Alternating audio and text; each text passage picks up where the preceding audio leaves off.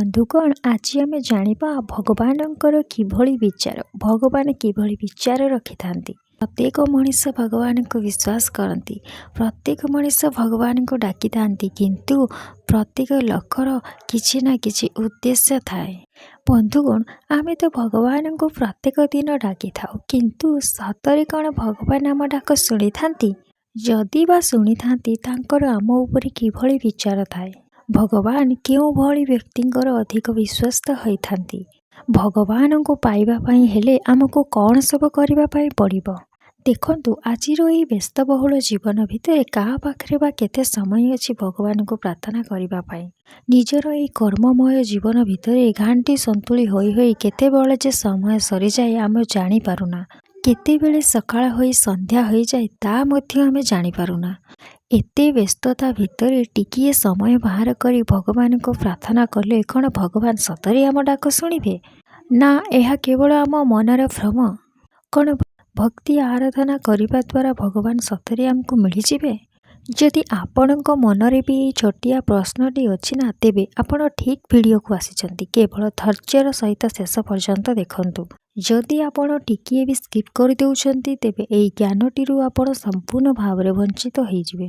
ତେଣୁ ଧୈର୍ଯ୍ୟର ସହିତ ଶେଷ ପର୍ଯ୍ୟନ୍ତ ଦେଖନ୍ତୁ। ଆଉ ଡେରି ନକରି ଚାଲନ୍ତୁ ଭିଡ଼ିଓଟିକୁ ଷ୍ଟାର୍ଟ କରିଦେବା। ତେବେ ବନ୍ଧୁଗଣ, ଆଜି ଆମେ ଛୋଟିଆ ଗଳ୍ପ ମାଧ୍ୟମରେ ଏହା ବିଷୟରେ ବୁଝିଯିବା। ବନ୍ଧୁଗଣ ଦେଖନ୍ତୁ, ଗୋଟିଏ ଗ୍ରାମରେ ମୁକ୍ତା ଏବଂ ହରି ନାମକ ଦୁଇ ବନ୍ଧୁ ରହୁଥିଲେ। ମୁକ୍ତା ଜଣେ ଜ୍ଞାନୀ ବ୍ୟକ୍ତି ଥିଲେ ଏବଂ ହରି ଜଣେ ଧନୀ ବ୍ୟକ୍ତି ଥିଲେ। ଦୁଇ ଜଣ ନିଜର କର୍ମମୟ ଜୀବନକୁ ନେଇ ବ୍ୟସ୍ତ ରୁହନ୍ତି। ଯେବେ ଫାଙ୍କା ମିଳେ ଦୁଇ ସାଙ୍ଗ ନଦୀ ତୁଠରେ ବସି କଥାବାର୍ତ୍ତା ହୁଅନ୍ତି ଓ ମଜାମସ୍ତି କରନ୍ତି। ଦିନକର କଥା, ଦୁଇ ଜଣଙ୍କର କିଛି କାମ ନଥାଏ, ନଦୀ ତୁଠରେ ବସି କଥାବାର୍ତ୍ତା ଏମିତି ହେଉଥାନ୍ତି। ସେହି ସମୟରେ ହରି ପଚାରିଲା ମୁକ୍ତାକୁ, ମୁକ୍ତା, ତମେ ବୁଦ୍ଧିମାନ ବୋଲି ମୁଁ ତୁମକୁ ପଚାରୁଛି। ମୁକ୍ତା, ମୁଁ ସବୁଦିନ ଈଶ୍ୱରଙ୍କୁ ପ୍ରାର୍ଥନା କରେ। ସିଏ ମଧ୍ୟ ଯାହା ମୋତେ ଦେଇଛନ୍ତି ତା ପାଇଁ ତାଙ୍କୁ ମୁଁ କୃତଜ୍ଞତା ଜଣାଏ। ତା ସତ୍ତ୍ୱେ ବି ମୋର ଦୁଃଖ ଭଗବାନ ଆଜି ଯାଏଁ ଦୂର କରୁନାହାନ୍ତି। ପୁଣି ହରି ମୁକ୍ତାକୁ କହିଲା, କିଛି ଦିନ ତଳେ ତୁମ କୁକୁରଟି ମରିଗଲା, ହେଲେ ତୁମେ ଭଗବାନଙ୍କୁ କ'ଣ ପାଇଁ ପଚାରିଲନି ତୁମ କୁକୁର କାହିଁକି ମଲା ବୋଲି? ତୁମେ ତ ଈଶ୍ୱର ବିଶ୍ୱାସୀ, ତା ସହିତ ଜ୍ଞାନୀ ଗୁଣୀ ମଧ୍ୟ। ଏହାର କାରଣ କ'ଣ କୁହ? ଏହି କଥା ଶୁଣିସାରିବା ପରେ ମୁକ୍ତା ହସିକି କହିଲେ, ହରି, ଭଲ କଥାଟିଏ ପଚାରିଛୁ। ମୋ ମନରେ ବି ଏମିତି ପ୍ରଶ୍ନ ଉଠେ। ତେଣୁ ଦିନେ ଭଗବାନଙ୍କୁ ଏ କଥା ପଚାରିବି ବୋଲି ଭାବୁଛି। ତାପରେ ସେ ଭଗବାନଙ୍କୁ ପ୍ରାର୍ଥନା କଲା।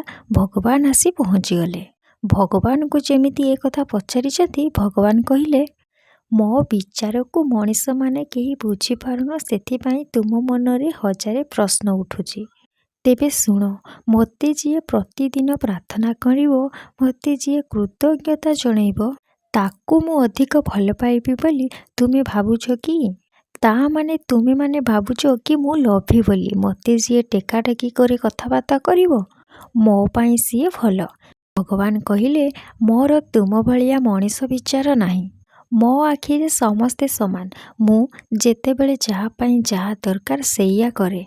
ତେବେ ଶୁଣ, ଭଗବାନଙ୍କ ବିଚାର ଏଇପରିକା, ତାଙ୍କ ପାଇଁ ସମସ୍ତେ ସମାନ। ସିଏ ଜ୍ଞାନୀ ଗୁଣୀ ହୁଅନ୍ତୁ କି ଅଜ୍ଞାନୀ ମୂର୍ଖ, ସିଏ ଧନୀ ହୁଅନ୍ତୁ କି ଗରିବ, ମୋ ପାଇଁ ସମସ୍ତେ ସମାନ। ଏହା କହି ଭଗବାନ ଅଦୃଶ୍ୟ ହୋଇଗଲେ। ତାପରେ ମୁକ୍ତା ହରିକୁ କହିଲା, ଦେଖିଲୁ ବାପ, ଭଗବାନଙ୍କ ବିଚାର କୋଉ ଭଳିଆ? ଏହା ଶୁଣିଲା ପରେ ହରି ତ ମୂର୍ଖ। ସେ କହିଲା, ଯଦି ଭଗବାନଙ୍କ ବିଚାର ଏଇପରିକା, ତେବେ ମୁଁ ଭଗବାନଙ୍କୁ ଡାକିବି କି ପାଇଁ? ଏହା ଶୁଣି ମୁକ୍ତା କହିଲା, ଧନ୍ୟବାଦ, ତୁ ପ୍ରମାଣ କରିଦେଲୁ ଯେ ତୋର ଖାଣ୍ଟି ମଣିଷ ବିଚାର। ତୁ ଯଦି କିଛି ଲାଭ ନ ପାଇବୁ, ତେବେ ଡାକିବୁ କାହିଁକି? ତୁ ଛାଡ଼ ସେସବୁ, ତୁ ତୋ ବାଟରେ ରହ, ଭଗବାନ ତାଙ୍କ ବାଟରେ ରୁହନ୍ତୁ। ଆରେ ଶୁଣ, ତୁ ତ କେବଳ ଗୋଟିଏ ପରିବାର ଚଳାଉଛୁ, କେବେ ଭାବିଛୁ ଭଗବାନ ଗୋଟିଏ ପୃଥିବୀ ଚଳାଉଛନ୍ତି? ତେଣୁ ଭଗବାନ ତୋ ଭଳିଆ ହୁଅନ୍ତୁ, ତୁ ଏହା ଆଶା ରଖନା। ମୁକ୍ତାର ଏହା କଥା ଶୁଣି ହରି ନିଜର ଭୁଲ ବୁଝିପାରିଲା। ମୁକ୍ତାକୁ କୁଣ୍ଢେଇ ପକାଇ କହିଲା, ସତରେ ବନ୍ଧୁ, ତୁ ଠିକ୍ କହିଛୁ। ଆମେ ମଣିଷମାନେ ହିଁ ନିଜର ସ୍ୱାର୍ଥ ପାଇଁ ଭଗବାନଙ୍କୁ ବ୍ୟବହାର କରୁ। ସମୟ ମିଳିଲେ ପୂଜା ଅର୍ଚ୍ଚନା ବାହାନାରେ ଭଗବାନଙ୍କୁ ନିଜର ସ୍ୱାର୍ଥ ବିଷୟରେ କିଛି ମାଗିନେବା। ଏହା ହେଉଛି ମୂର୍ଖତାର ପ୍ରମାଣ। ଆଜି ମୁଁ ଜାଣିଗଲି। ଏହା ଶୁଣି ମୁକ୍ତା ଅଧିକ ପ୍ରସନ୍ନ ହେଲା ଆଉ ହରିକୁ କହିଲା, ଏବେ ଜାଣିଲୁ ଭଗବାନଙ୍କୁ ସ୍ୱଚ୍ଛ ମନରେ ଡାକିଲେ, ଭଲ କର୍ମ କଲେ ଭଗବାନ କିଛି ନ ମାଗିବା ଆଗରୁ ସବୁ ଦେଇଦିଅନ୍ତି। ଯେମିତି ଗୋଟେ ନବଜାତ ଶିଶୁକୁ କ'ଣ ଦରକାର ମା ବାପା ତା ମନ ଜାଣି ତାକୁ ଦେଇଥାନ୍ତି, ଠିକ୍ ସେହିପରି ଆମ ମନରେ କ'ଣ ଅଛି ଭଗବାନ ଆମେ ନ ମାଗିବା ଆଗରୁ ଦେଇଦିଅନ୍ତି। ତେବେ ବୁଝିପାରିଲୁ କ'ଣ କରିବାକୁ ହେବ? ହରି କହିଲା, ହଁ ବନ୍ଧୁ, ଏବେ ବୁଝିପାରିଲି। ଆମକୁ ଆମର ଭଲ କର୍ମ ହିଁ କରିବାକୁ ପଡ଼ିବ, ଆଉ ସବୁ ଆପେ ଆପେ ମିଳିଯିବ।